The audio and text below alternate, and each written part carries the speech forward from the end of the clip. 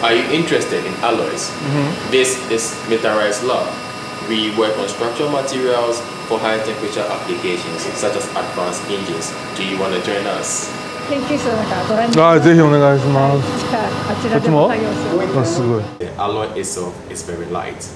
At low temperature, it exists in a different form, and then when we increase the temperature, it transforms into a different state. So my alloy is in between two single suitable or desired states.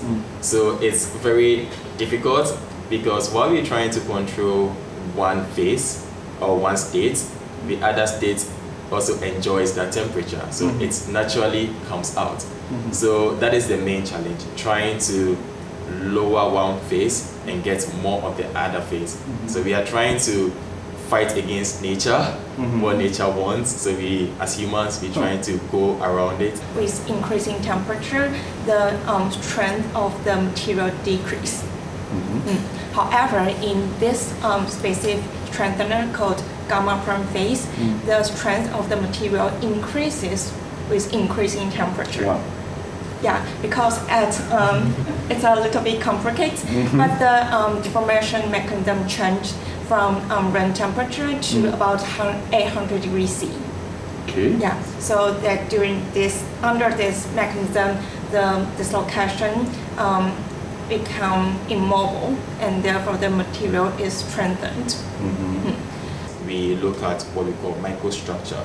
We go deep into the alloy at the micro level, and we try to alter it. So we bring in bits of all the advantages, bring it together, and then try to engineer something very unique. I'm looking at how the specific grains in the alloy itself, how they align themselves. We believe that if we are able to make it have all the grains moving one particular direction, we can have certain unique properties such as able to withstand the external stress and strain on titanium. We challenge these alloys, we play around them using various elements.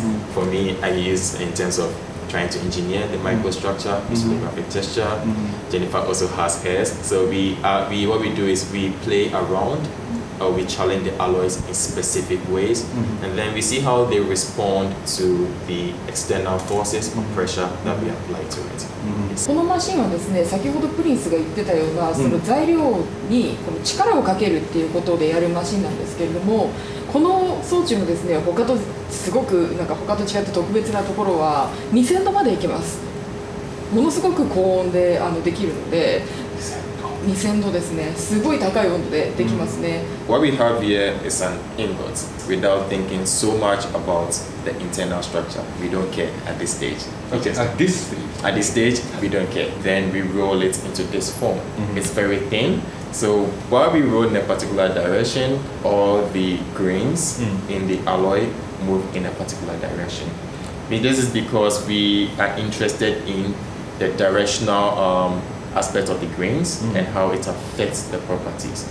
So for us to understand how the microstructure from ingots apply a particular form of process to it and then try to understand the mechanical properties, we usually machine our sample into these standard shapes. So this standard shape is what we call the dot bone shape.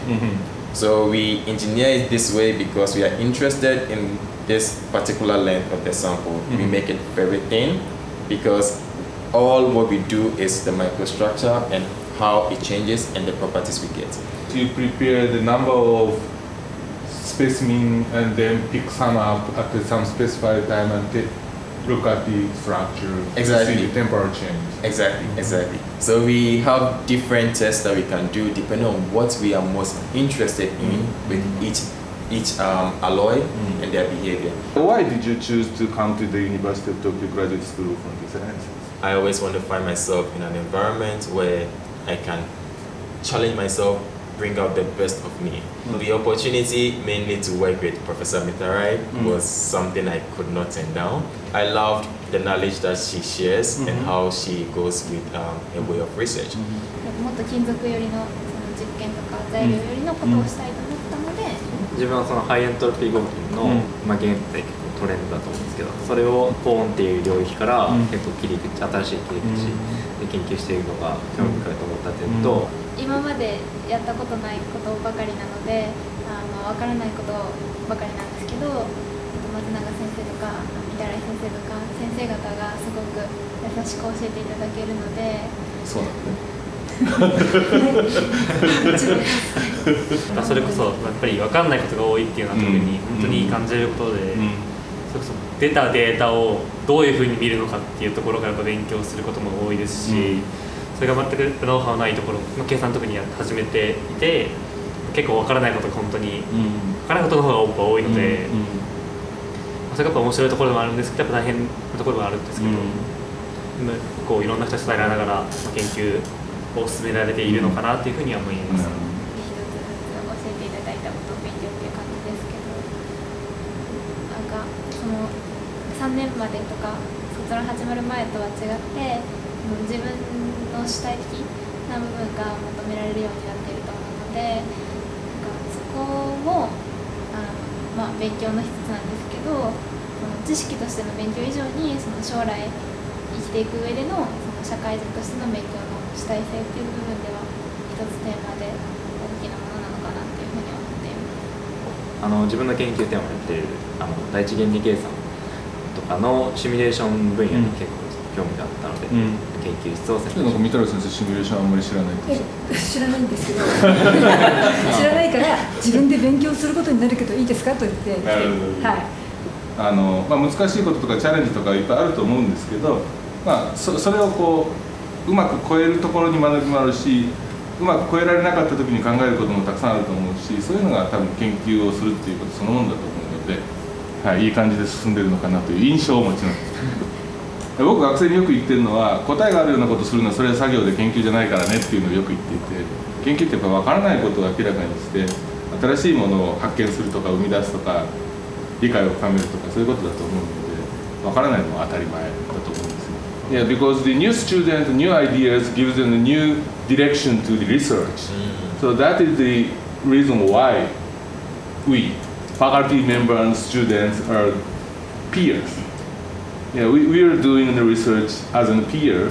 Not, yes, of course we are. I am professor and Mitarai sensei is also professor.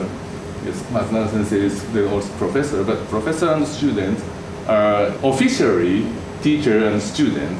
But in the field of this science, we are always peers. So this university is my first university as starting my career as a faculty member, and then I was very nervous before I came here. Why? So because I'm not very confident that if I am good or not. So but here, because of the students' help to just grow myself more. Yes. Yeah, that's also very important for me. So I really appreciate the students for that. 我々のグループでは初めて第一原理計算機を使って今相安定性の議論をしようとして、すごく私がわからないので一生懸命勉強して教えてそうです。さっき先生がおっしゃってた学生から学ぶってまさに。そうですよね。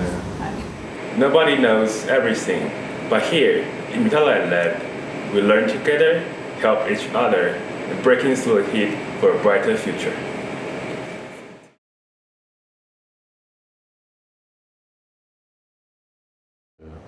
写真なんかこんなの撮っちゃっていいの？